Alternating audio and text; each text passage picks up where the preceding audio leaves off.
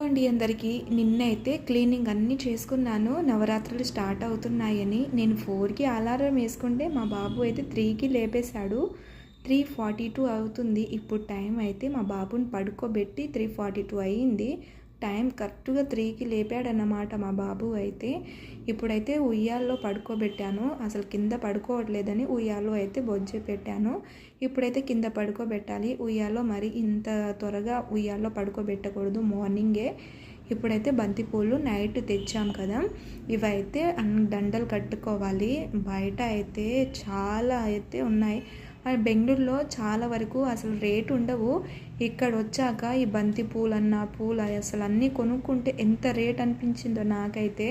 చాలా వరకు ఇప్పుడు బతుకమ్మలు ఇక్కడ ఆడుతున్నారనే రేట్ అనుకుంటా, కానీ బెంగళూరులో బతుకమ్మలు అవి ఏం ఆడుకోరు కదా. అలానే ఏం కాదు, అక్కడ బంతి పూల తోటలు ఉంటాయి. ఇక్కడైతే అసలు అన్ని బంతి పూల తోటలు చాలా తక్కువ అంట. మా హస్బెండ్ చెప్పారు, నాకు కూడా తెలియదు. ఇప్పుడైతే బంతిపూలు అయితే తెచ్చేసుకున్నాం. చాలా ఎక్కువ చెప్తున్నారు రేట్ అని మా హస్బెండ్ చెప్పేసరికి నాకైతే చాలా బాధగా అనిపించింది. అక్కడ మంచి ప్లేస్ని వదిలేసి వచ్చామా అని అనిపించింది అన్నమాట. బతుకమ్మలు అయితే బాగా ఆడుతున్నారు, అది కూడా చూద్దామని పోయాము మేము. కానీ తక్కువ టైం పట్టిందన్నమాట. బయట సర్కస్ పెడుతున్నారు కానీ అన్నీ ఎందుకులే అని వీడియో అయితే మేమేం స్కిప్ చేసేసామన్నమాట. ఇప్పుడైతే ఇవన్నీ దండలు కట్టేసుకున్నాను. ఇప్పుడు అన్నీ నేనైతే తోమేసుకుంటున్నాను. అంట్లు అనేది నైట్ అయితే మా బాబు త్వరగా పడుకోలేదన్నమాట. మేము బయట తిరిగి వచ్చేసరికి టైం అయిపోయింది.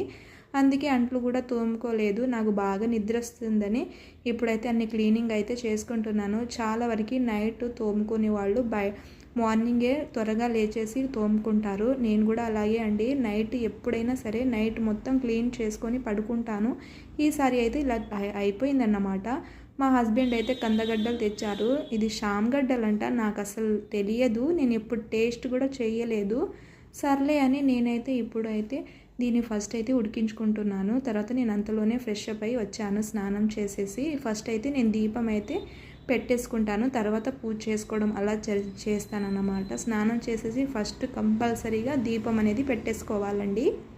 దీపం పెడితేనే మన ఇంట్లో అనేది ఎప్పుడైనా సరే మంచిగా ఉంటుంది. నేనైతే ఫస్ట్ దీపం పెట్టుకొని దేవుడిని అయితే మొక్కేసుకొని తర్వాత వంట అనేది ప్రిపేర్ చేసుకుంటాను.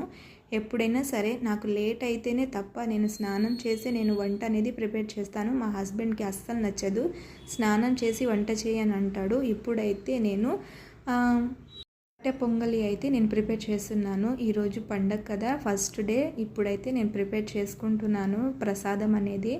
ఇప్పుడు పెసర్లు అండ్ బియ్యం క్వాంటిటీ ప్రకారం వేసుకుంటున్నాను. శుభ్రంగా కడిగేసుకొని ఇప్పుడైతే 3 గ్లాస్ వాటర్ అనేది యాడ్ చేసుకున్నాను. మా బాబు పడుకున్నాడని నేనైతే కుక్కర్లో అసలు ఉడికించుకోవట్లేదు, లైట్గా ఇలా ఉడికించుకుంటున్నాను. బాబు మళ్ళీ డిస్టర్బ్ అవుతాడని.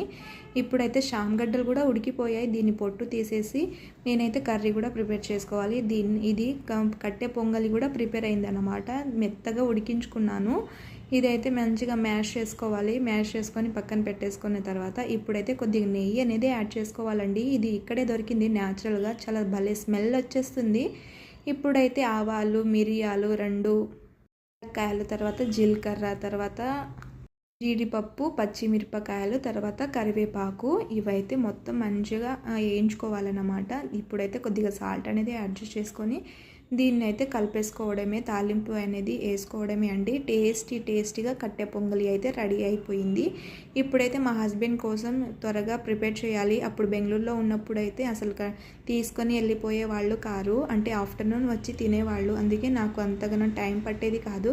ఇప్పుడైతే త్వరగా లేవాల్సి వస్తుంది. అందుకే నేనైతే కర్రీ కూడా ప్రిపేర్ చేసుకుంటున్నాను. షామ్గడ్డలు అయితే ఎందుకని అనుకోవచ్చు, చాలా వరకు ఇక్కడైతే మాకు లేట్ అవుతుంది. ఎందుకో ఏమో తెలియట్లేదు, కానీ అక్కడైతే కొద్దిగా దగ్గరలో ఉండేది మా హస్బెండ్ వాళ్ళ ఆఫీస్. ఇక్కడైతే చాలా దూరంలో ఉంది. అందుకే మేమైతే తొందరగా లేచి మా ఆయన కోసం అయితే నేను బాక్స్ అనేది ప్రిపేర్ చేసుకుంటున్నాను. 1 గ్లాస్ వాటర్ అనేది యాడ్ చేసుకొని ఇప్పుడైతే మా హస్బెండ్ అయితే మంత్రాలు అవి చదువుతున్నారు. నేనైతే అందూరి శ్రీనివాస్ వీడియో డెమో పెట్టి మేమైతే చేసుకుంటామండి. బాబుతో అంత ఈజీ కాదు పూజ చేసుకోవడం. చూశారు కదా ఎలా ఉందో అసలు. నాకైతే జుట్టు పీకేస్తున్నాడు. పూజ అయితే అస్సలు చేసుకోనియట్లేదు. మేమైతే ఎలాగలా చేసుకుంటున్నాను. మా బాబుతో అస్సలు అంత ఈజీగా ఏం కాదు. నన్నైతే అంత టార్చర్ పెడుతున్నారన్నమాట.